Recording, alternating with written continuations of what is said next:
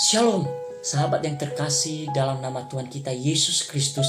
Selamat hari Minggu dan selamat beribadah. Kita sangat mengucap syukur pada hari ini, di mana kita bisa menginjakkan kaki di minggu yang pertama, di bulan yang penuh dengan sukacita, di mana kita tahu 2000 tahun yang lalu Yesus naik ke atas surga untuk menyediakan tempat bagi Anda, bagi saya, dan bagi kita semua yang setuju katakan amin, haleluya.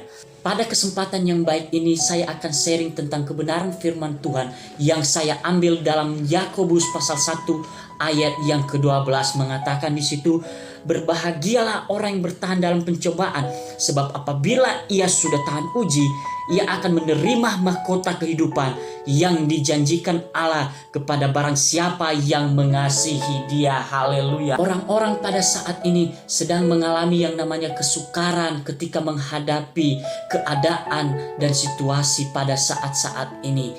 Tetapi Tuhan mau kita jangan berfokus pada hal yang duniawi saja, di mana kita tahu orang-orang saat ini menyibukkan dirinya dengan membersihkan tangan, mencuci tangan, dan hal-hal yang lain. Sebenarnya ada hal yang lebih penting yang Tuhan inginkan di dalam kehidupan kita pada saat ini, yaitu membersihkan hati kita.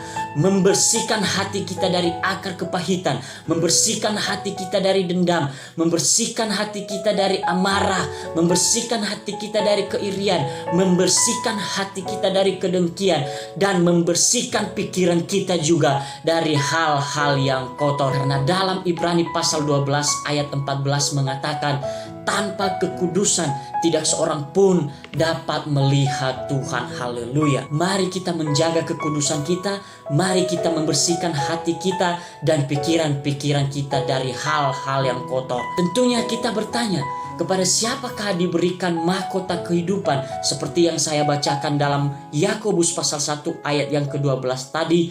Poin yang pertama yaitu kepada orang yang bermental pemenang. Sama seperti Paulus, kita bisa tahu dalam 2 Timotius pasal 4 ayat yang ke-7, dia mengatakan di situ, dia telah mengakhiri pertandingan yang baik, dia telah mencapai garis finish, dan juga dia telah memelihara iman. Haleluya. Di sini saya mengatakan bahwa orang yang memulai dengan Tuhan akan mengakhirinya dengan Tuhan juga. Haleluya, haleluya. Maka Tuhan akan memberikan mahkota kehidupan, akan memberikan mahkota kebenaran kepada kita semua yang mengakhiri di dalam Tuhan. Haleluya. Poin yang kedua yaitu kepada siapakah diberikan mahkota kehidupan itu, yaitu kepada orang yang tidak pernah takut dan tidak pernah gentar dalam dunia ini.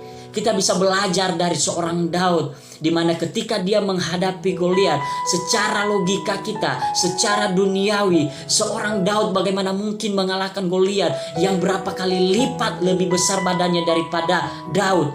Tetapi karena Daud mau mengandalkan kekuatan Tuhan, dia tidak mau mengandalkan kekuatannya sendiri, dan Daud juga percaya bahwasanya kekuatan yang ada dalam dirinya adalah kekuatan Tuhan, dan Tuhan bersamanya. Kita bisa menyaksikan bahwasanya Daud telah menumbangkan Goliat. Haleluya, haleluya. Kita tahu di sini Daud tidak mempunyai kegentaran, Daud tidak mempunyai ketakutan, karena dia tahu Yesus bersamanya, Tuhan bersamanya. Haleluya, haleluya. Dan poin yang ketiga, kepada siapakah diberikan mahkota kehidupan itu, yaitu kepada orang yang selalu mengucap syukur. Haleluya, haleluya. Karena kita tahu dalam 1 Tesalonika pasal 5 ayat yang ke-18, mengucap syukurlah dalam segala hal. Dan itu yang diinginkan Tuhan di dalam kehidupan kita pada saat ini. Ketika kita menghadapi pencobaan, ketika kita menghadapi ujian, yang kita lakukan adalah selalu mengucap syukur, selalu menaikkan pujian, selalu menyembah Tuhan di dalam roh dan kebenaran. Karena orang-orang selalu mengucap syukur adalah